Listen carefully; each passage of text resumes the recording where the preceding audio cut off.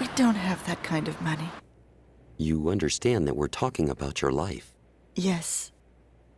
Now take good care of yourself. The much-anticipated animated series Mellow Moromi is finally making its television premiere. Miss Sagi, as the creator of the character Moromi, how do you feel right now as the big moment approaches? Well, Moromi has grown so much with all the love he's received. And how should I put it? I hope the series will allow even more people to feel the sense of peace he's already brought to so many. It's so heartwarming just to look at him, isn't it? Oh, well, thank you. I'm really happy to hear that Moromi makes you feel that way. Thank you, and don't miss Mellow Moromi.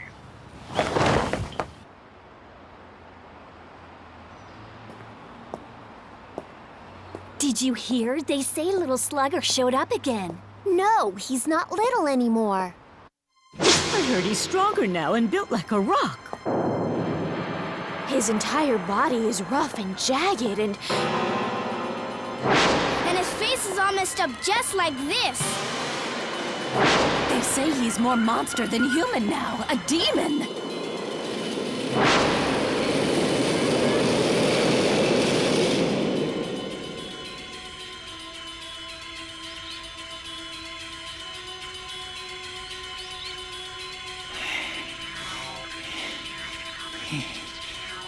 I already know exactly who you are.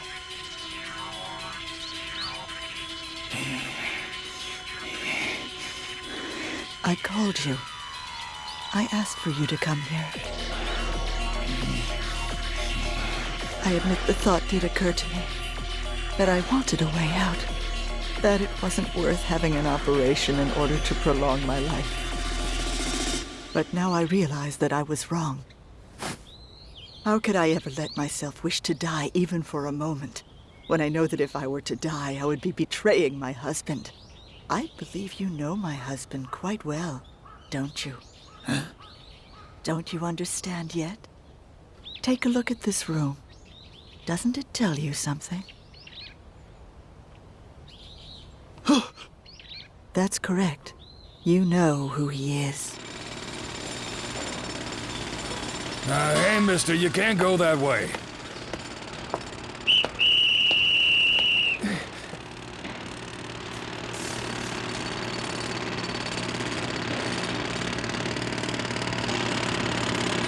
They say that you choose desperate people who are trying to escape from reality and then attack them indiscriminately. Do you think by doing this you're helping to ease their burden? That you're somehow giving them salvation? Please do sit down. I'm going to help make you understand that human beings are not the weak and wretched creatures that you seem to think they are. So sit down right there.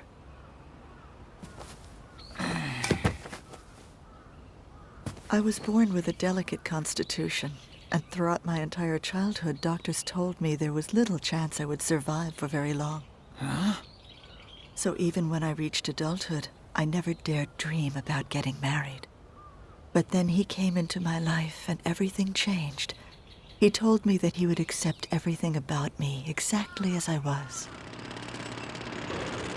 He said, "There's nobody I want but you."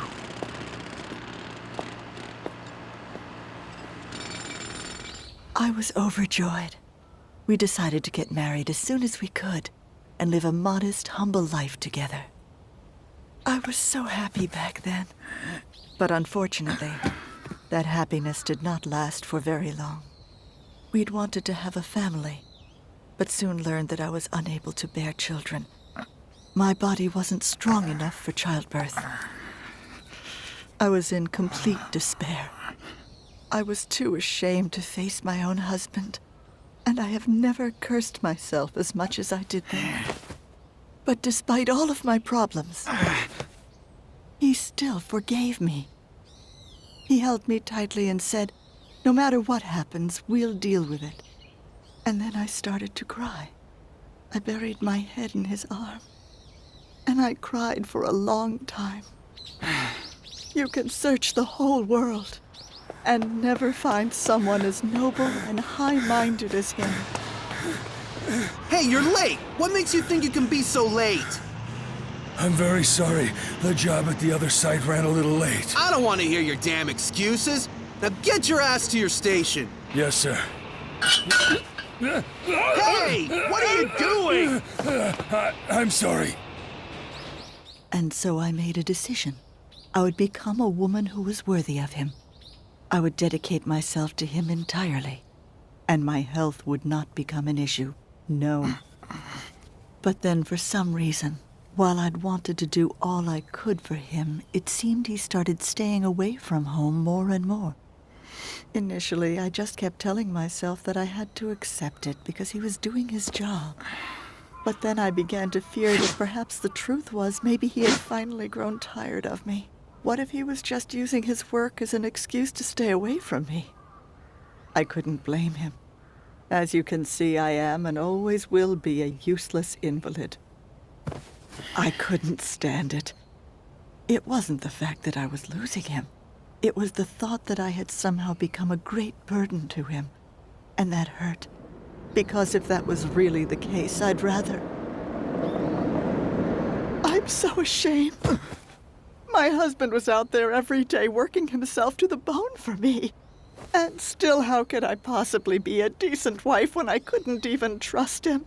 What a despicable and truly unforgivable thought that was. I became ashamed of myself and waited for him to come home. And while I waited, I took heart in the firm belief that just as my husband would always be my home, I was his home. Why don't you go home early for a change? Well, your wife's waiting for you. That's the point of finishing up early, isn't it? Why are you racing around to 3 different construction sites? You don't need to remind me. Ah, these stupid freaking tests. Seriously, what a hassle. Wish that little slugger would show up. If he wants to do something, why doesn't he destroy the school?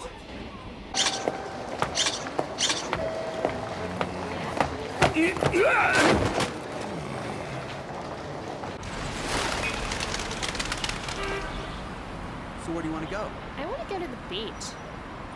Hey, where do you want to go? I'm hungry. Oh, really? That's totally possible.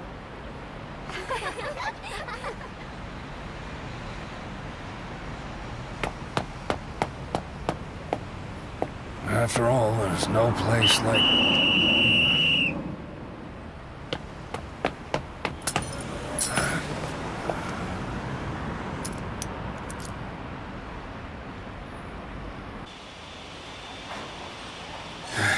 Sorry I'm late.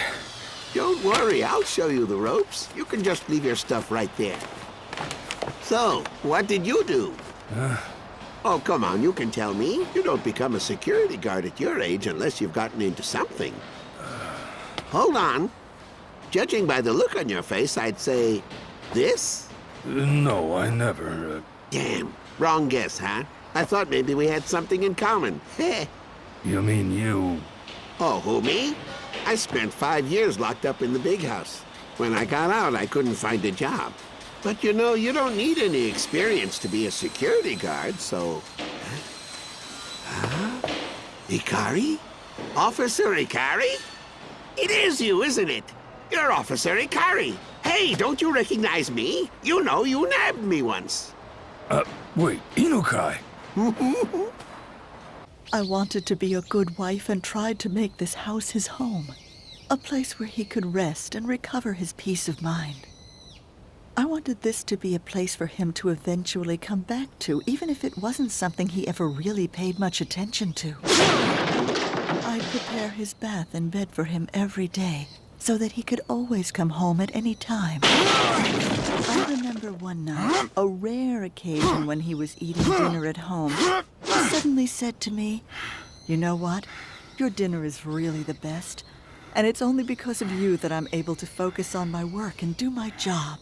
And then one day, something happened. Something that would take everything my husband and I had spent so long building together and shatter it all in an instant.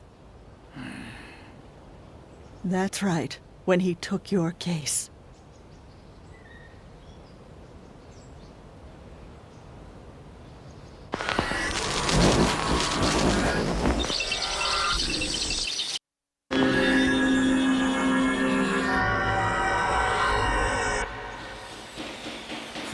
Seems kind of ironic, doesn't it? An ex-detective and an ex-burglar meeting up again years later as co-workers? Well, you can imagine how surprised I was. I mean, I never thought I'd see you in a place like this. But I have to say I'm impressed. Knowing you, I would have thought for sure you'd go back to your old occupation after you finish serving your sentence. Oh, no. Unfortunately, there's no place for an old-school burglar like me anymore. They've got new terms and tools for just about everything. It's ridiculous. Even back in the old days, you were a real classic. Covering your face with a bandana and carrying a big burlap sack. I almost laughed when I caught you. You can't have a burglar without a burlap sack. That's very true. A burglar comes with a burlap sack, a drunk comes with packed sushi, and Oden always comes in 3 different shapes. Those are the 3 things you can count on in life. Yeah, those sure were the days. Looks like the times have passed us by. It's the same everywhere. Huh? Nothing. I don't know why, but for some reason, seeing you again, I get this strange feeling like I've come home somehow. I wonder why that is. Huh?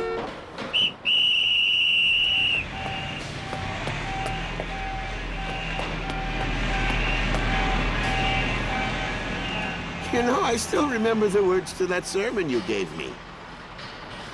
The world around us may be wrong, but there must be some things in this world that are right. That's how we can go on living. That was it.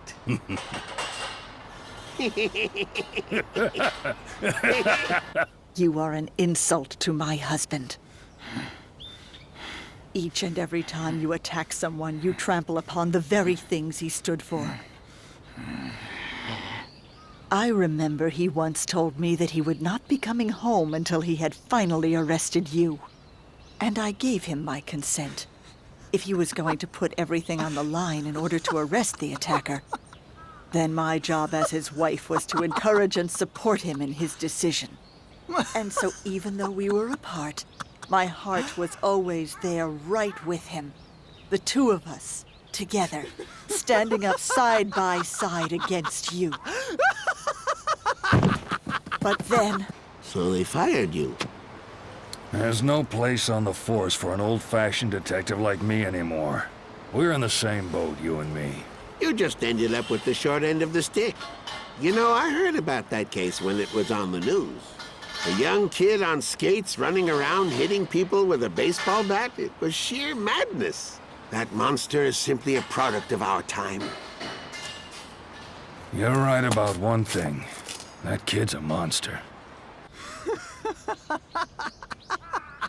We had lost. As a husband and wife, we had been defeated. Huh? My husband had lost his only job, and there was absolutely nothing left for the 2 of us to live on.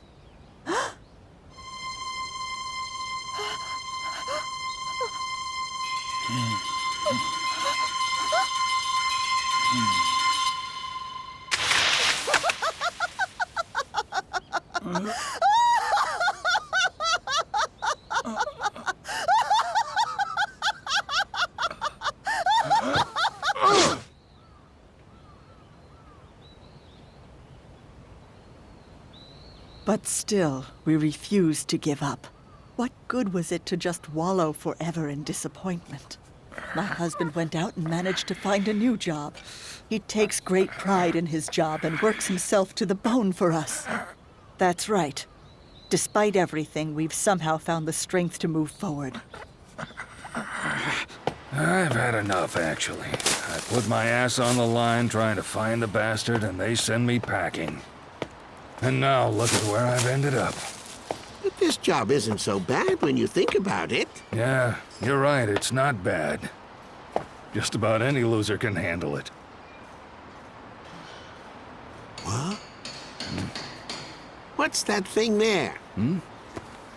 Oh, well, I may be a loser. This dog is a winner. I found it out on the street. Come on, hurry up! If we don't get there quickly, it's gonna start! Oh, excuse me there, sir. We're working here. If you could please use the service door. Oh, detective! What are you doing here? If you'd please use the service door, it's down this way. Misagi, your dog here. If you look closely, he's kind of cute.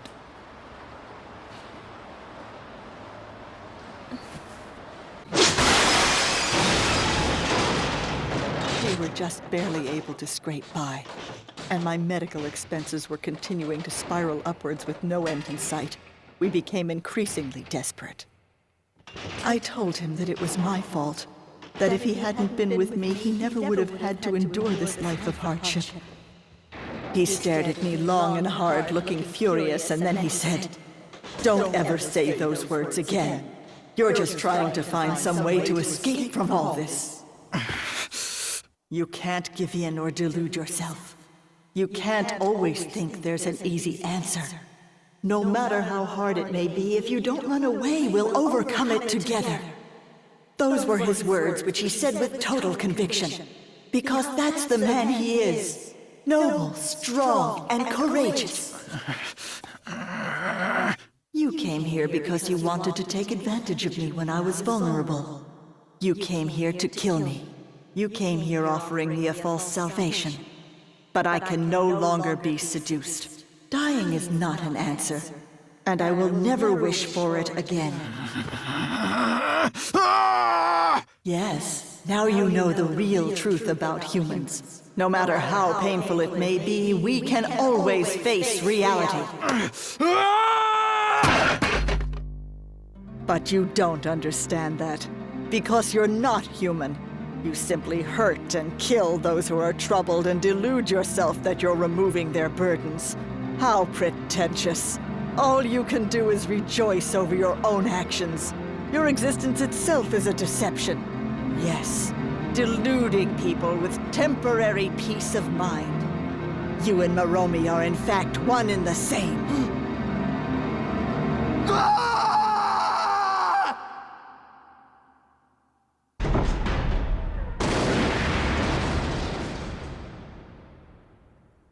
I've decided to have the operation. Sorry I insisted on dragging you here. Don't worry about it. We can drink to our failures. Oh, come on. Why don't you cheer up a little? Work's important, but it's not the only thing in life. I thought you told me that you have a wife, didn't you? Oh, but you said that she wasn't well. Fortunately, she's still with me. Well, I'm glad to hear that. I remember you telling me once that she was always very good to you. Yeah, she is a good wife. Maybe she's even too good. Always waiting for me at home. Airs out my bedding even when it rains. Heats the bathtub even when the water's been cut off.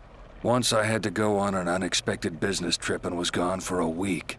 When I got home, there was a week's worth of dinners left on the table. She'd been sitting in front of them, waiting for my return the whole time I'd been gone. Here you go. She's been sick for so long, it's starting to affect her mind. Up until today, I've been doing everything I possibly could to try and support her, but I may have reached my limit. You're just tired, that's all. Here, have some Oden. It's all because of that stupid damn case. You just need to forget about it. It's time to move on. Truth is, I don't care anymore. Eh? I really don't give a damn about the case or the little slugger. There's only one thing I really know for sure anymore, and that's that my time is over. You want to know the real reason why I became a cop? It's because when I was a kid, I always dreamed about chasing burglars like you, the ones with the burlap sacks of loot. But I'm afraid that now those days are lost and gone forever, aren't they? There's no place for me anywhere anymore. I don't know about that.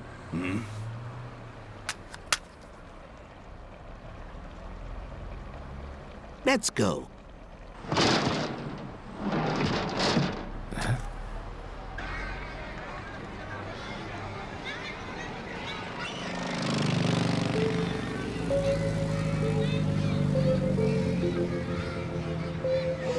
What's this?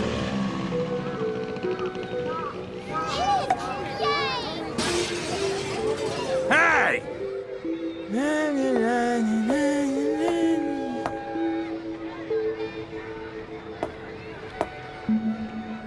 Can I help you? Smokes. You got it.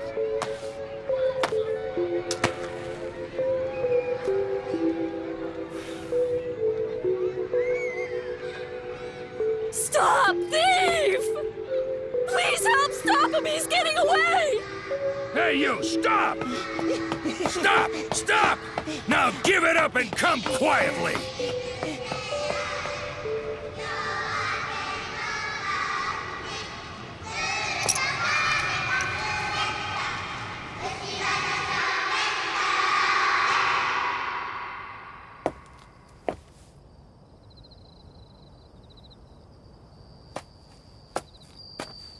Mrs. Ikari. He hasn't come home yet. My husband. He hasn't come home yet. You mean the chief?